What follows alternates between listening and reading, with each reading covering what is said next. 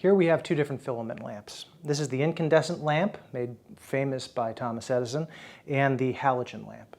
Now the incandescent really led the way into electric lighting as we know it. Prior to that, gas lighting started utility grade lighting.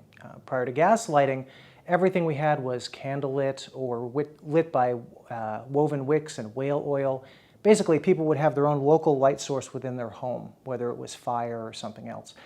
With utility grade lighting, at first gas lighting, then electric lighting, the power source for the lighting was off-site. The gas company would pump in gas and put out a glow, which wasn't very different than what we see here. Gas fixtures had a general ambient glow to them, no real optical control. Now, once we got into electric lighting, we could start to control what the light looked like, that these filaments could be shaped and projected. Looking at the incandescent filament, this is a more orange-looking filament.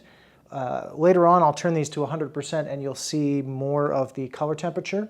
At full output, the incandescent is 2700 Kelvin and the halogen is 3000 Kelvin.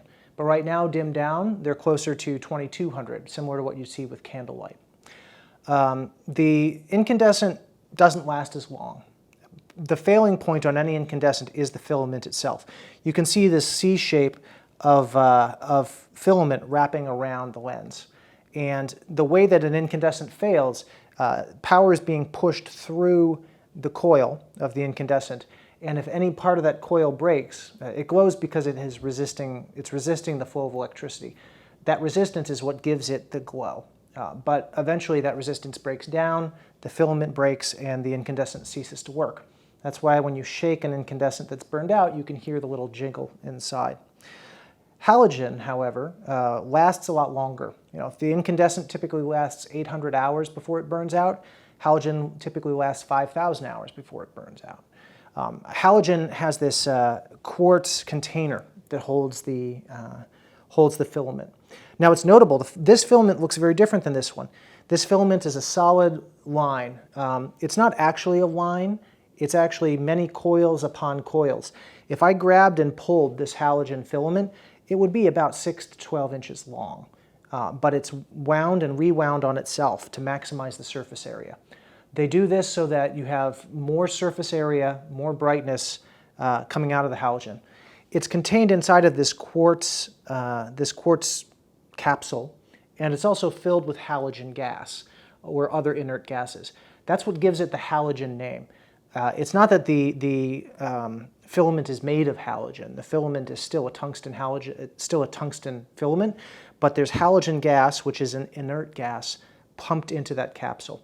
That inert gas ensures that as the molecules of the tungsten heat up and bounce off of the filament, they are going to rebound around in the capsule and stick back onto that filament. We call that the healing cycle for halogen. So the reason that halogen lasts so much longer than an incandescent is that the halogen can actually self-heal over time. It's worth noting that that self-healing cycle only works when it's at full output. Right now, with it dimmed down, it's not working very well. I'll say one other thing about the way that incandescent and halogen dim. It has a direct impact on the life of the bulbs. So the average life, if an incandescent is at full, is about 800 hours. For a halogen, depending on the technology, it's about 5,000 for an MR16. As you dim it, every 10% you dim, you double the life expectancy of a halogen. So dimming this to 90%, which wouldn't be very noticeable, would take that 5,000 and make it 10,000 hours. Sometimes we forget this in the world of LED when we are thinking about the longevity of LED lasting 100,000 hours, that these sources can actually last a very long time at low light levels. However, they're not efficient. They still use a lot of energy to produce a very small amount of light. I'm going to go ahead and dim these up now too. Now this will blow out, or this will get very bright if you're looking at the source. Instead, I want you to focus on me and notice not only that my skin will look brighter than it is now, but the color is going to change. Right now I've got kind of an orange candle appearance, and you should see it shifting towards a cooler color. I'm going to shield the filament so that you don't get too much, and we're going up. Now we're at 100%. Coming back down, that's at a lower level, and going back up. So not only is the light more intense on my face, but it's also a cooler color temperature. That's the nature of what happens with a filament lamp. And that's incandescent and halogen.